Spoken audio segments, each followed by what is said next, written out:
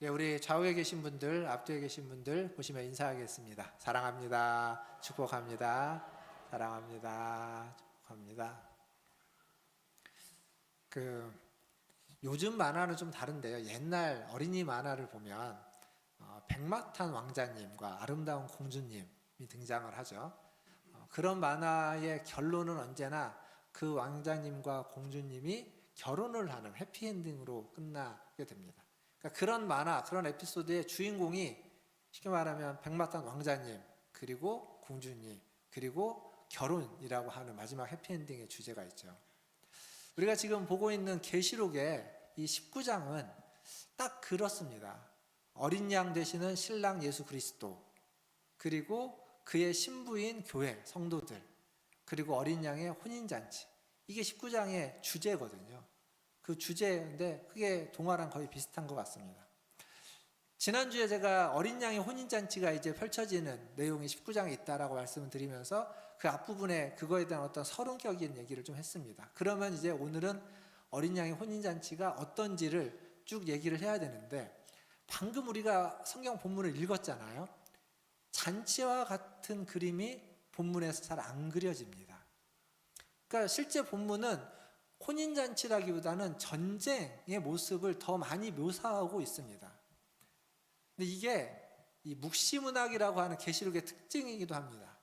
그러니까 딱 1대1로 대응되지 않아요.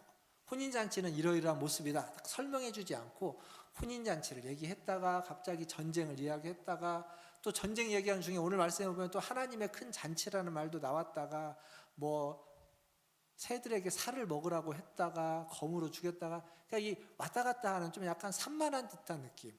그러나 그게 전혀 다르지 않고 느슨하게 어떤 이미지로 연결되어져 있는 것들, 이게 이제 묵시문학의 특징인데 계시록도 그렇습니다. 그래서 오늘은 이 19장 11절부터 제가 21절까지 말씀을 통해서 그 마지막 백마를 탄 정복자로서 오는 그리스도의 모습이 어떠한 모습인지, 그리고 마지막 전쟁이라고 이야기하고 있는 지금 사도 요한이 보고 있는 그 환상의 모습이 무엇을 말하는지 이 두 가지를 좀 중점적으로 살펴보려고 합니다.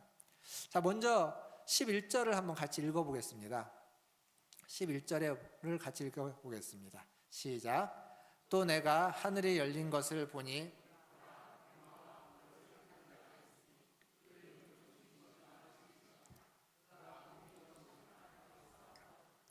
자, 여기 보면 이제 그리스도의 모습이 나옵니다. 백마를 탄 자의 모습으로, 백마탄 왕자라고, 제가 사실 오늘 설교 제목을 백마탄 왕자라고 했다가 그냥 백마탄 그리스도로 바꿨습니다. 너무 왕자라고 하면 약간 그럴 것 같아서.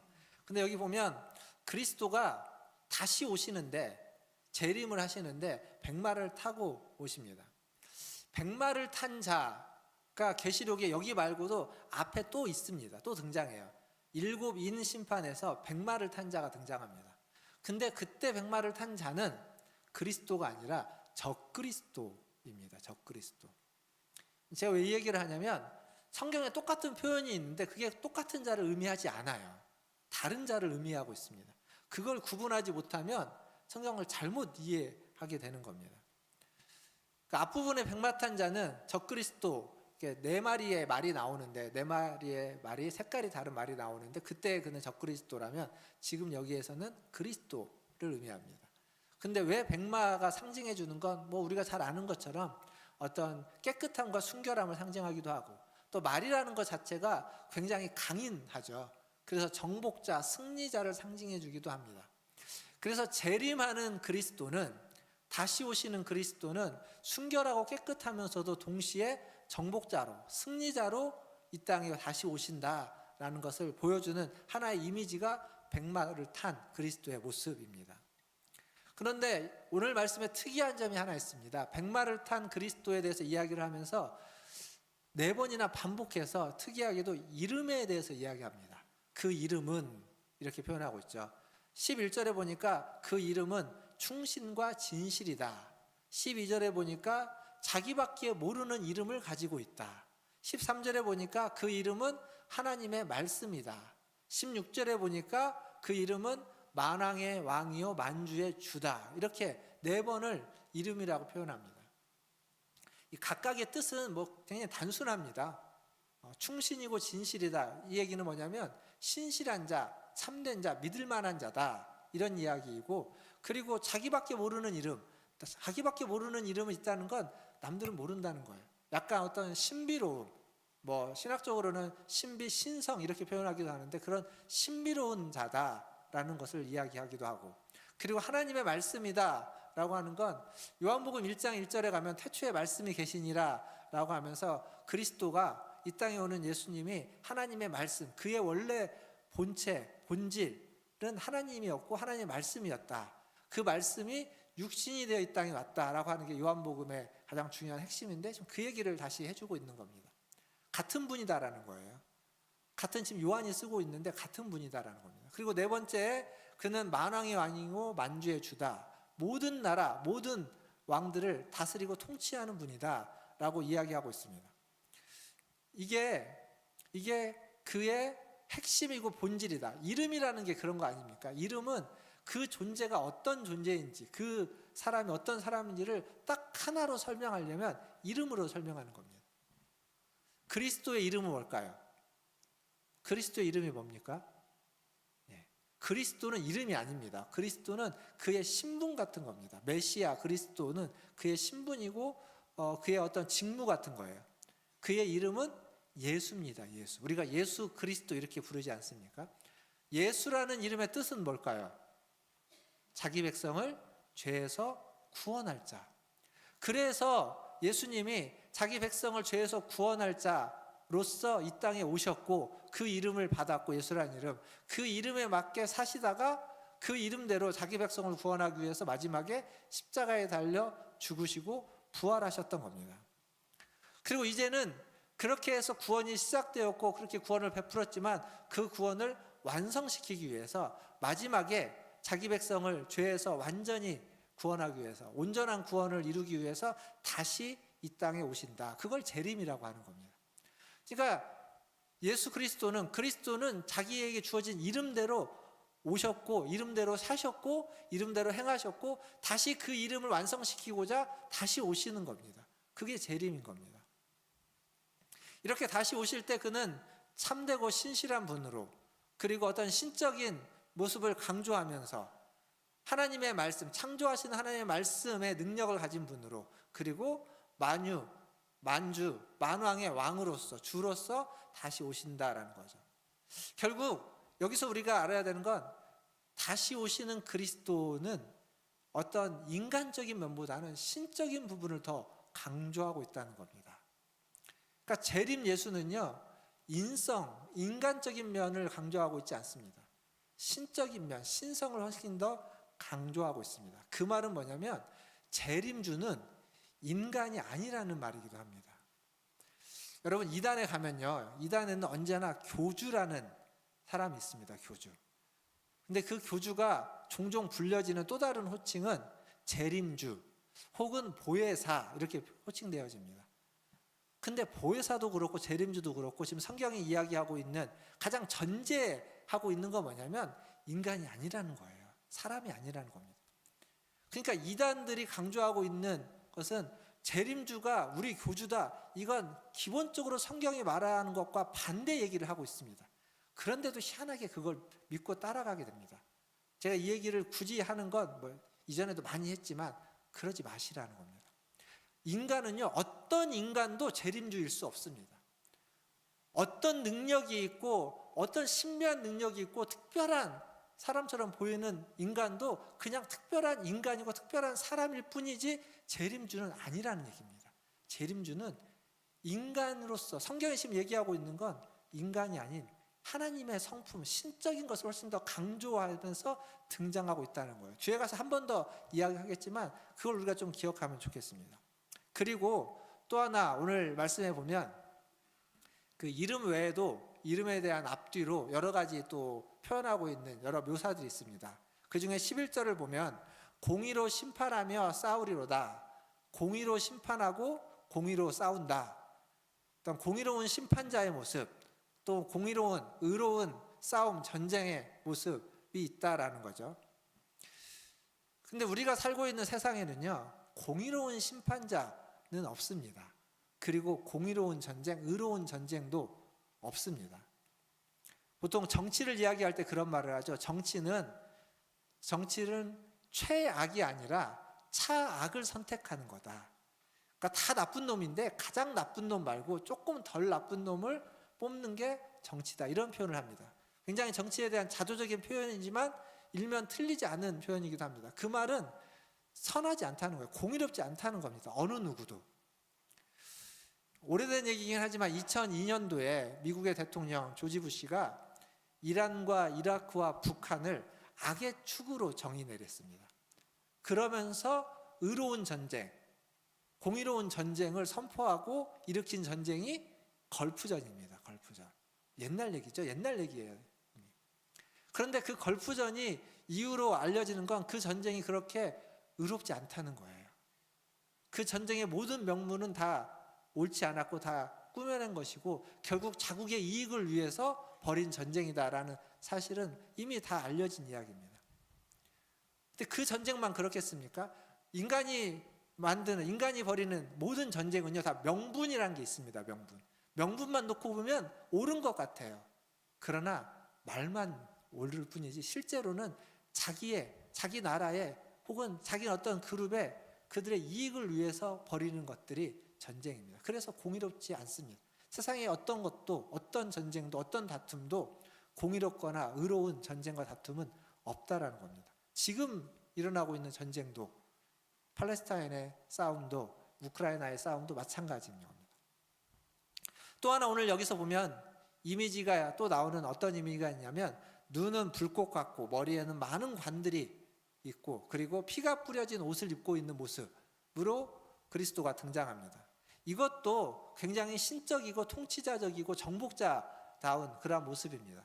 특별히 피가 뿌려진 옷이라고 하면 우리가 아마 그리스도의 피 뿌린, 그리스도의 피가 묻은 옷을 가장 먼저 신앙생활을 좀 하셨다면 떠올릴 텐데 이 맥락에서 옷은 그런 옷이 아니고요. 그리스도의 피가 묻은 옷이 아니라 정복자로서 다른 자들을 죽이면서 정복해가면서 그들의 피가 묻은 옷, 그러니까 정복자의 옷인 겁니다. 정복자의 옷. 지금 오늘 계시록에서 보여주는 이미지는 그런 이미지입니다.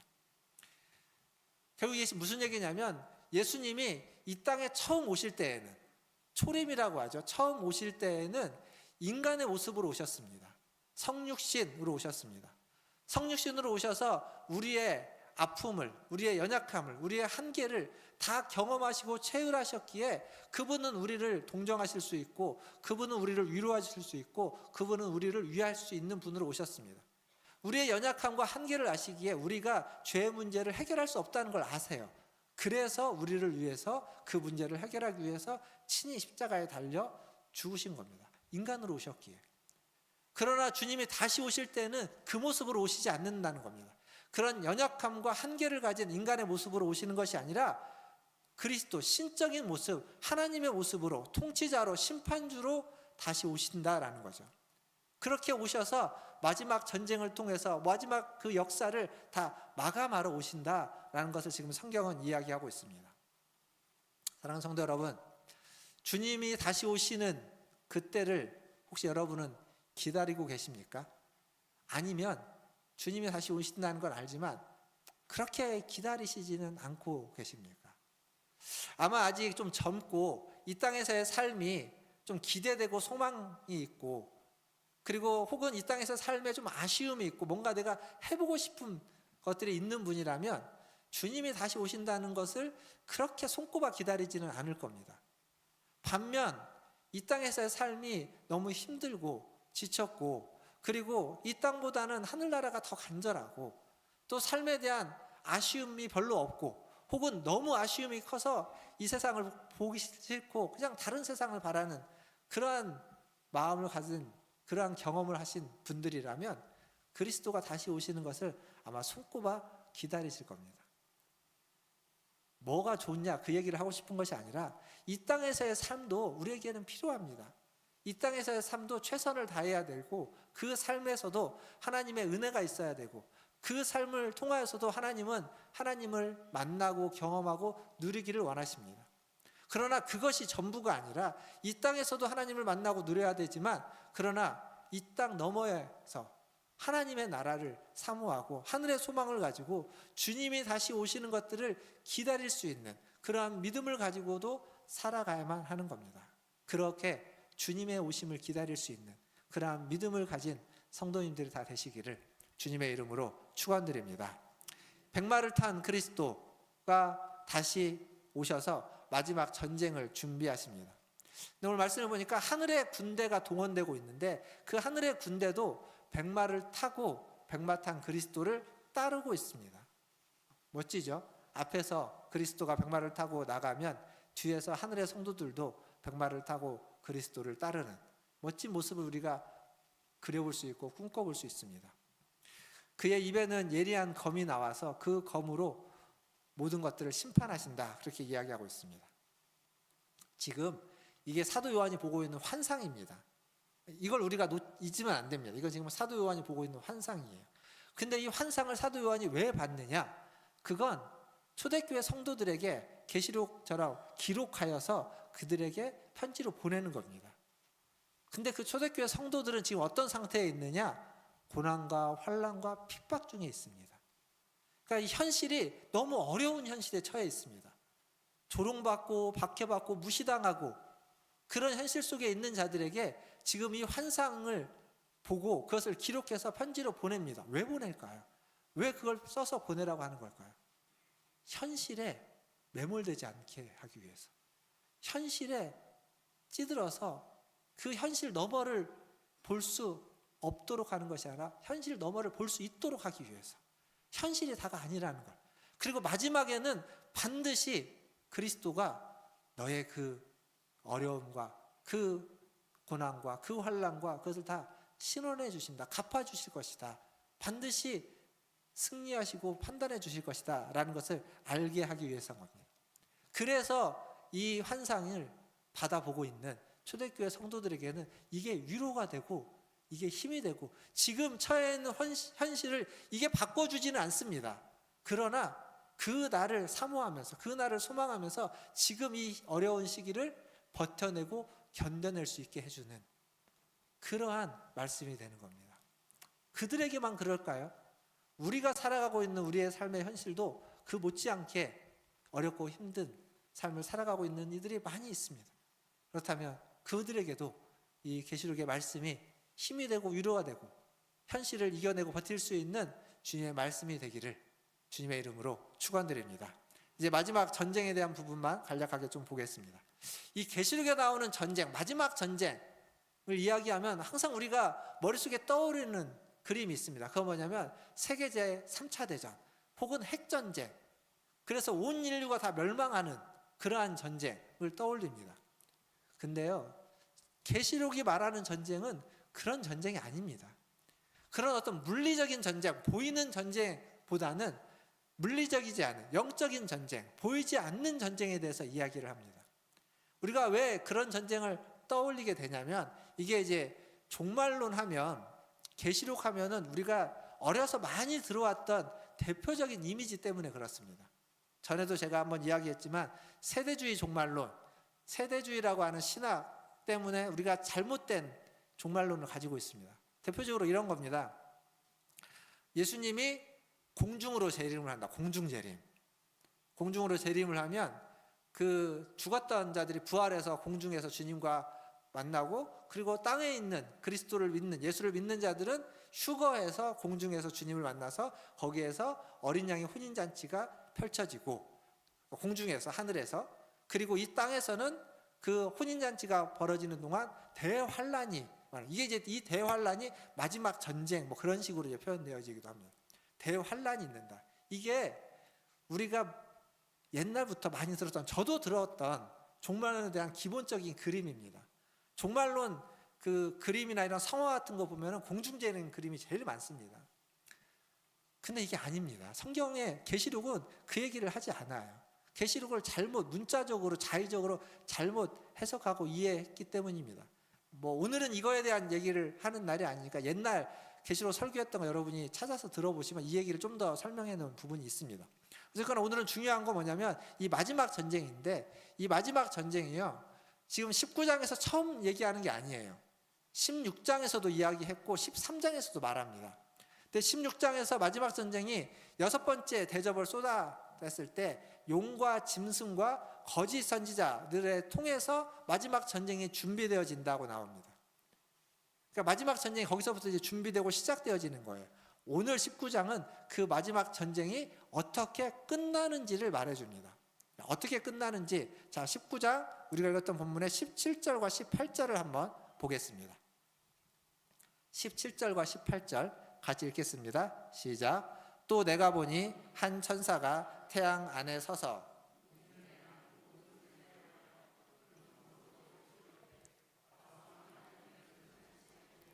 왕들의 살과 장군들의 살과 장사들의 살과 말들과 그것을 탄 자들의 살과 자유인들이나 종들이나 작은 자나 큰 자나 모든 자의 살을 먹으라 하더라.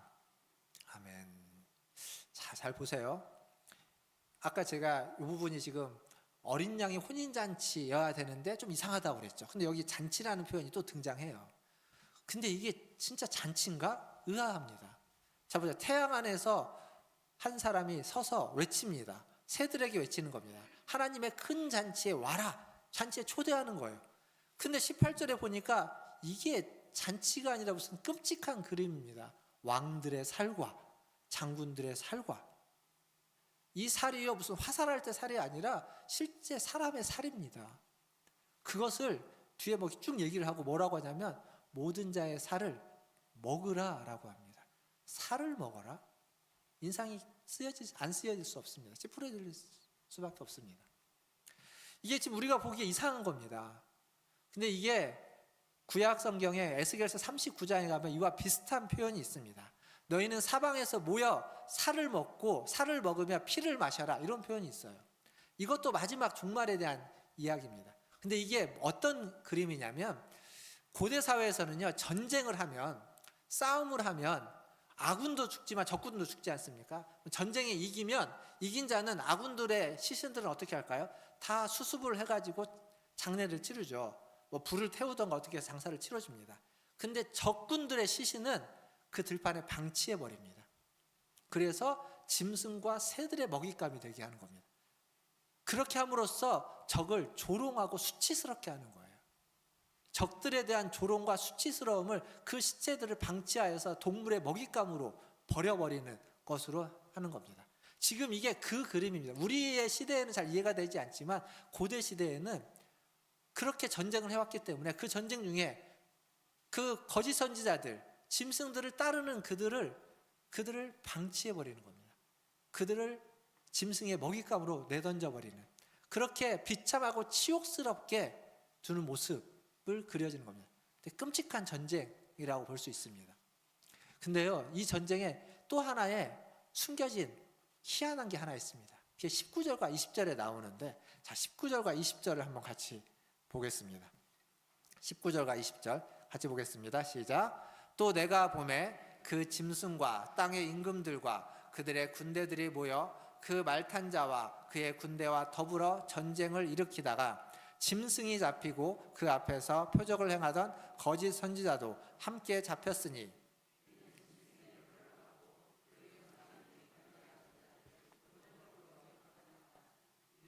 산채로 유황불 붙은 못에 던져지고, 자, 여기 보시면 19절에 짐승과 땅의 임금들, 그러니까 이 거짓 선지자들, 적그리스도를 따라서 군대들이 모였습니다. 그들이 말을 탄 자, 백마를 탄 자와 그의 군대와 더불어서 싸우려고 준비해서 전쟁을 일으키다가 짐승이 잡히고 거짓 선지자들이 잡혀서 전쟁이 끝나버립니다. 무슨 얘기냐면 전쟁이, 제대로 된 전쟁이 일어나지 않았던 거예요. 전쟁을 하려고 막 준비를 했습니다. 그래서 막 전쟁을 싸우려고 해요. 그러다가 막 싸우려고 하는데 갑자기 적의 장군이 잡혀버려서 전쟁이 끝나버린 거예요. 제대로 된 싸움이 없습니다. 성경에 기록되어 있지 않아요. 계시록은 마지막 전쟁, 물론 앞에 보면은 아까도 그 끔찍한 어떤 이미지들이 나오기도 하고, 앞에 보면 무슨 큰 대환란의 전쟁들이 있는 것처럼 묘사되기도 하지만, 또 지금 여기에서 보면 제대로 된 전쟁이 없이 마지막 전쟁은 끝나버린다는 겁니다. 그러니까 우리가 앞에서 제가 말했던 것처럼 어떤 3차 대전, 막 핵전쟁 이런 전쟁을 성경은 지금 이야기하고 있지 않다는 겁니다. 전쟁, 마지막 전쟁하면 왠지 무섭고 두려운 건 그런 것들을 떠올리기 때문이지만 성경은 지금 그게 아니라 어찌 보면 되게 허무한 전쟁이에요. 근데 왜 허무하냐? 왜 이렇게 끝날 수밖에 없느냐? 그건 이 전쟁은 이미 끝난 전쟁이기 때문에 그렇습니다. 이 영적 전쟁은 이미 승패가 나와 있어요. 이미 끝난 전쟁입니다. 단지 마지막 그것이 마무리될 때까지 잠깐 유보해 둔 것이기 때문에 그렇습니다. 그러니까 제대로 된 싸움이 필요 없는 거예요. 준비하다 끝나는 겁니다.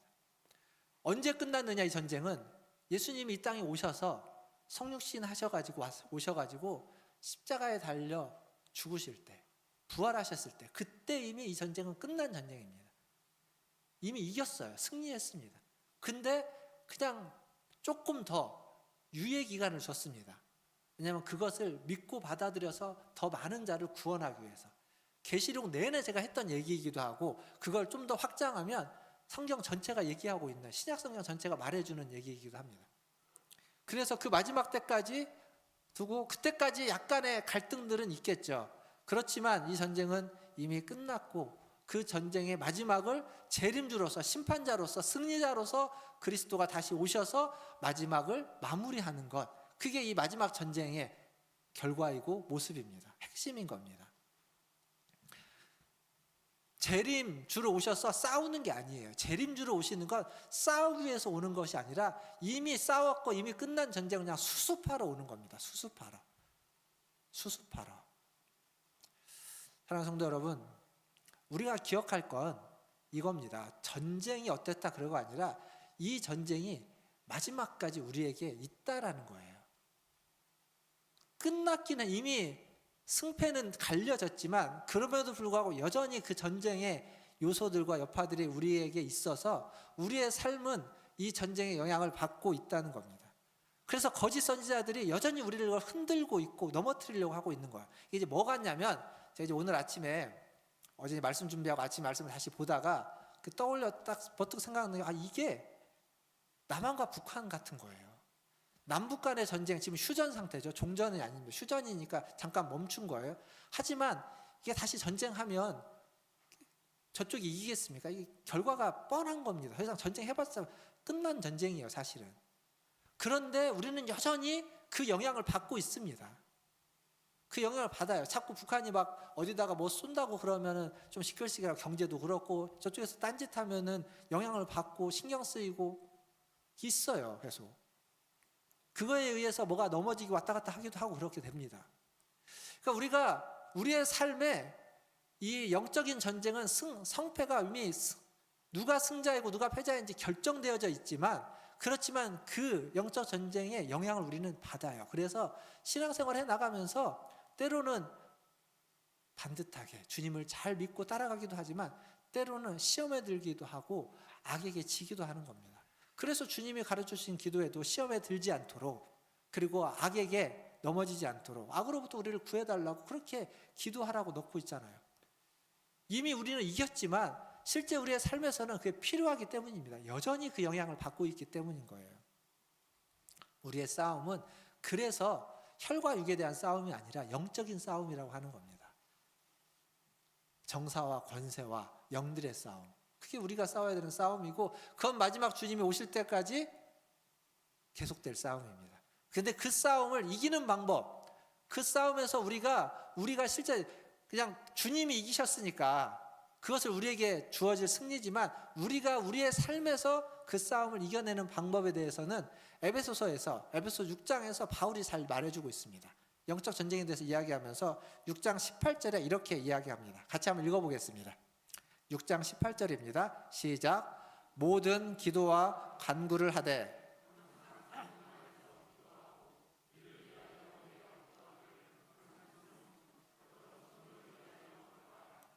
아멘. 여기 보시면 모든 기도와 간구를 하되 성령 안에서 기도하고 이를 위하여 깨어 구하기를 항상 힘쓰라. 이게 기도라는 겁니다. 기도. 근데 이 말씀도 좋은데 유진 피터슨이 성경을 메시지 성경이라고 해서요, 자기만의 표현으로, 자기만의 메시지로 이렇게 번역한 성경이 있습니다. 거기에 이 6장 18절은 이렇게 번역을 해놨습니다. 같이 한번 읽어보겠습니다. 메시지 성경의 6장 18절 화면에 있죠? 같이 읽겠습니다. 마찬가지로 계속되는 이 전쟁에서 기도는 필수입니다. 열심히 오래 기도하십시오. 형제 자매를 위해 기도하십시오. 끊임없이 주의를 기울이십시오.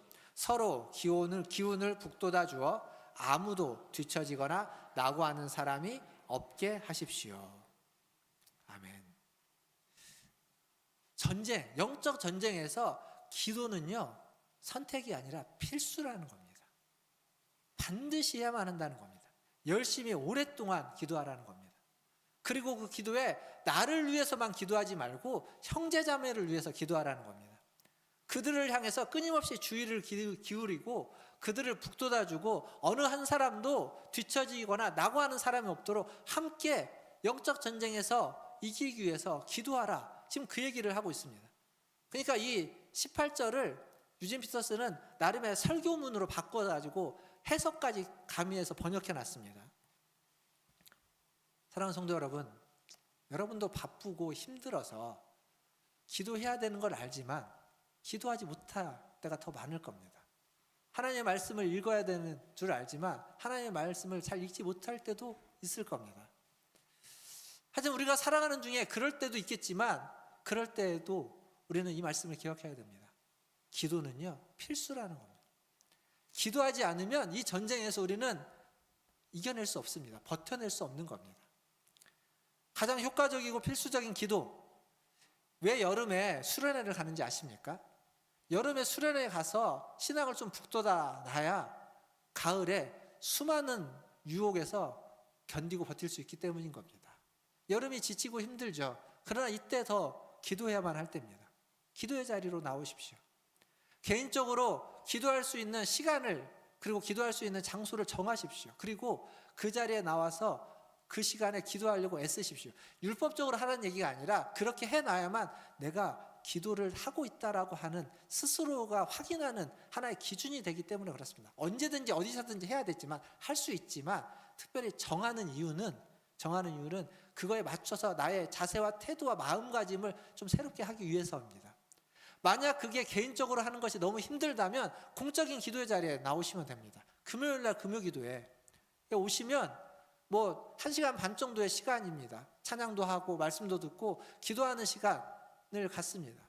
그렇게 함으로써 공적인 자리에서 함께 기도할 수 있는, 개인적인 자리에서 나만을 위해서 기도하는 것이 아니라 공적인 자리에서 나를 위해서도, 그리고 교회를 위해서도, 다른 사람을 위해서도 기도할 수 있는 그러한 시간, 매주 나오지 못한다면 한 달에 한 번이라도, 격주로라도 개인적인 시간에서 여러분이 기도하지만 공적인 자리에서도 함께 나오기를 힘써서 기도하는 것, 그걸 통해서 우리는 전쟁에서 필수인 기도를 하면서 그 전쟁에서 이겨갈 수 있는 겁니다. 사랑하는 성도 여러분, 우리는요, 백마를 탄 그리스도를 따라가는 하나님의 자녀들입니다. 백마 탄 성도들입니다. 그 그리스도를 바르게 따르기 위해서 우리는 성령 안에서 깨어 기도해야만 합니다. 그게 영적 전쟁에 대해서 바울이 말해주고 있는 가르침입니다. 근데 그 기도가 나만을 위해서가 아니라 형제자매들을 위하여, 다른 성도들을 위하여, 이웃들을 위하여 간구하는 것을 포함하고 있습니다. 오늘 선교사님 선교 보고 들으셨습니다. 여러분이 기도하실 때 개인의 기도의 자리에서든 공적인 기도의 자리에서든 선교사님을 생각하면서 기도하는 겁니다. 그게 우리가 영적 전쟁에서 이겨가는, 필수적으로 해야만 하는 일입니다. 나를 위해서 기도할 뿐더러 다른 성도들의 형편을, 교회의 형편을, 부족하고 모나고 잘못하고 있는 것들이 있다면 그런 것들을 위해서 기도하는 겁니다. 그것들을 위해서 지적해 주는 것도 필요하고 알려주는 것도 필요하지만 기도가 더 필수적이고 중요하다라는 사실입니다. 그렇게 깨어 기도할 때 우리는 그리스도를 따를 수 있을 것이고, 그 기도를 통하여서 이 마지막 시대를 살아가는, 이 마지막 종말을 맞이하는, 그리고 마지막 전쟁 속에서 그 위험천만해 보이는 그 상황 속에서도 사실은 별로 위험하지 않고, 사실은 별로 두려워할 필요가 없이 우리는 그리스도를 믿고 따르는 자들이기에 그리스도의 승리를 만끽할 수 있는, 진정한 잔치를 누릴 수 있는 그러한 복된 주님의 자녀가 되는 겁니다. 그렇게 주님을 따라가시는 주의 복된 자녀가 되시기를, 그 전쟁 중에도 승리를 만끽하시는 그리스도를 따르는 백마탄 성도들이 되시기를 주님의 이름으로 축원드립니다. 기도하겠습니다.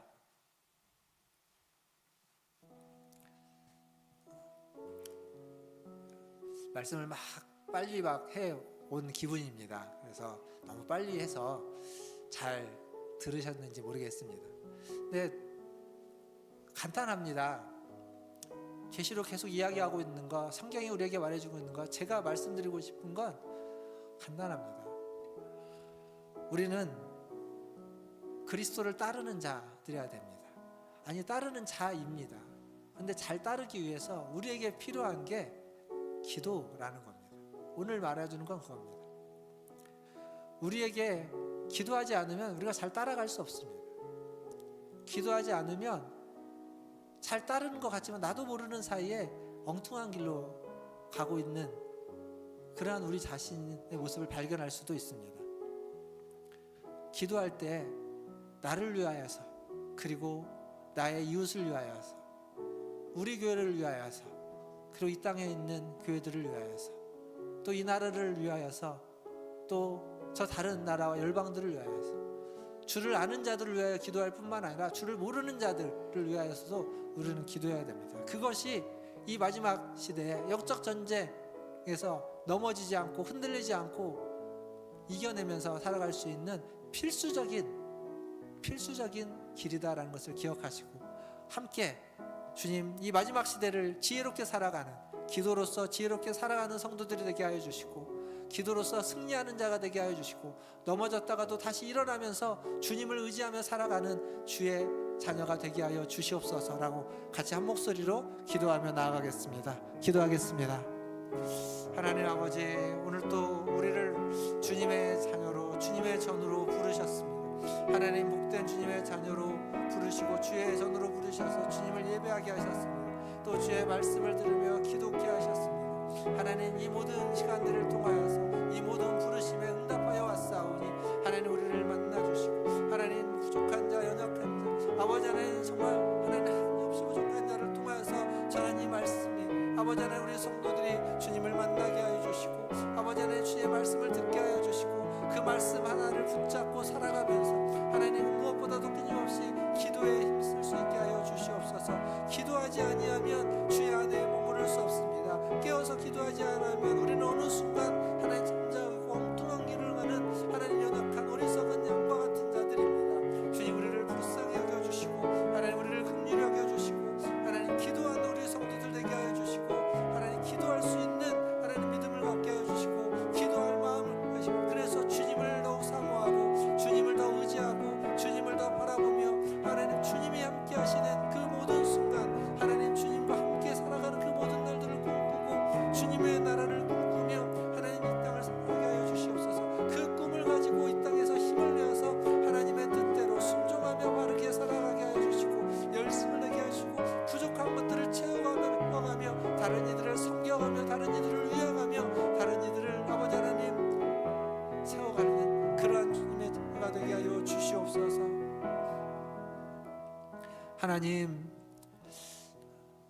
하나님이 부르셔서 하나님 이곳에 왔고, 하나님이 우리를 만나주기를 원하신다고 하여 주님을 예배하며 주님을 찾고 부릅니다. 주님, 우리를 만나주시옵소서. 하나님, 우리 성도들 한 사람 한 사람을 만나주시고 그들에게 아버지 하나님 주의 말씀을 전하였습니다. 이 말씀의 어느 한 자락이라도 우리 성도들의 마음과 심령 속에 하나님 기억되어지고 하나님 남겨져서 그 말씀을 붙잡고 그 말씀을 기억하며 주님 앞에 나아가고 주님께 기도하며 하나님 믿음을 가질 수 있도록 주님 도와주시옵소서. 그렇게 하나님 성령 안에서 깨어서 기도하는 자들 되게 하여 주시고, 나 자신을 위하여, 또 우리의 이웃을 위하여, 또 우리 교회를 위하여, 또 온 열방과 세상을 위하여 기도하며 섬길 수 있는 그러한 우리 모든 성도들 되게 하여 주시옵소서. 주님, 우리는 연약하고 부족한 자들입니다. 때로는 실수하고 때로는 넘어지고 아버지 하나님, 때로는 주님이 기뻐하시지 않는 선택을 할 때도 있습니다. 그렇지만 주님이 우리를 부르시는 그 부르심이, 주님이 우리를 기다려주시는 그 기다리심이 있음을 하나님의 말씀을 통하여 깨닫고, 항상 그것을 깨닫는 그 순간 돌이켜서 다시 주님 앞으로 그 부르심 앞으로 또 주님을 만나기 위해서 기다려주시는 그 기다림 앞으로,